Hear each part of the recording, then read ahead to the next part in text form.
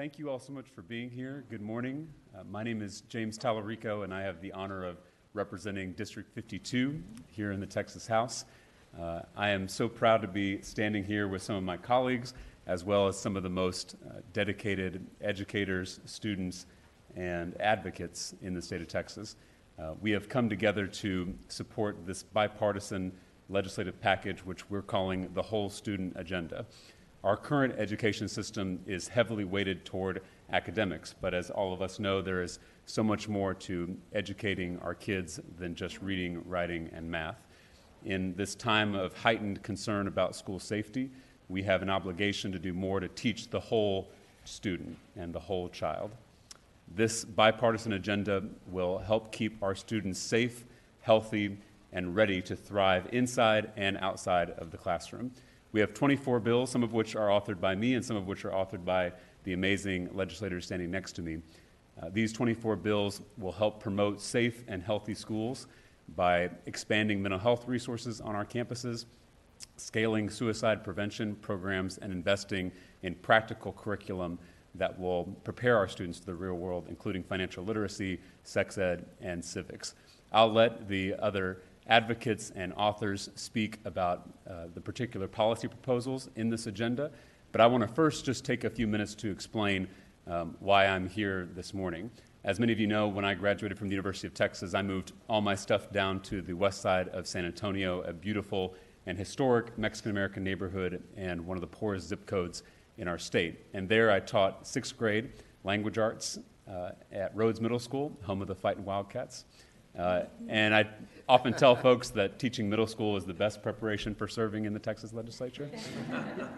And I was an effective sixth grade teacher, and so I was given some of the most challenging students to teach.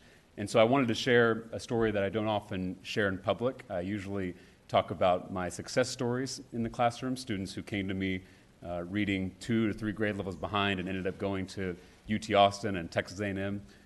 Those are feel-good stories, but they're not really the reason that I'm standing in front of you this morning. I want to share the story of Justin. Justin was a student of mine in my second year of teaching. And because I was given the most challenging students, Justin was the most challenging student of all. He had finished his 5th grade year at an alternative campus because he threatened to stab his 5th grade teacher twice. And the second time, they found a knife in his backpack. And so if I'm being completely honest, I was a little scared to meet Justin for the first time. And then I felt foolish when a little boy walked into my classroom instead of the monster that I had been promised.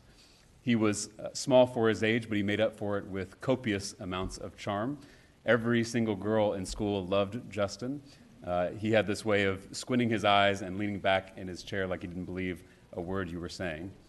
And he lived up to the hype. He was an enormous behavior challenge in my classroom. And after losing a few rounds with Justin in the beginning of the year, I decided to take a different tack, and I invited him to join a group of students who came and spent their lunch period in my classroom. And he and I started to talk, and I soon learned that he had been abandoned by his father at an early age, and that his mother woke up every morning at 2 a.m. to go to work serving food in the cafeteria at Lackland Air Force Base. I shared with him that I, too, didn't have a relationship with my birth father, and we started to bond over that. And he soon started to make progress in my classroom. He started turning in his assignments on time. He started to participate more. He was also seeing a therapist through the school district who he absolutely adored. And the day before winter break, he sheepishly knocked on my classroom door and handed me a gift that he had clearly wrapped himself. And inside was a cup with snowflakes on it that he had bought at the Dollar Tree across from the school. And I'm sure it cost less than $1, but it still remains the best gift that I have ever received. In the last week of the following January, I was teaching my 4th period class, and I heard a commotion in the hallway. And I saw our assistant principal run past my room in a full sprint. And that's when I heard this howl, this scream that sounded like pure rage.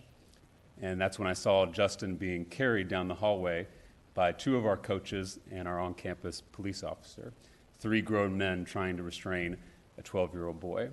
Justin had hit another student in another class, and that was the 3rd strike, the last straw, the last chance, and that was the last time that I saw Justin. And I don't know where he is today, but odds are that he's not doing well. I later learned that the school district had cut funding for Justin's therapy program due to a budget shortfall. And we failed Justin. I failed him. If I had had just a few more months, if I had had just a few more ounces of energy, a few more resources, I think I could have stopped it. But all I'm left with are the sounds of his screams, and they haunt me today, and they should haunt all of us. But then I remember that there are thousands of Justins in Round Rock and in Austin and across Texas, and it's not too late for them. And that's where the hope is. They desperately need us to expand mental health resources on campuses. They desperately need us to disrupt the school-to-prison pipeline. They desperately need us to prioritize social-emotional learning. They desperately need us to protect recess and unstructured play. They desperately need us to craft education policies that teach the whole student. Right now, somewhere in Texas, there is a little boy wrapping a snowflake cup for his teacher, and we owe these things to him, and I owe them to Justin.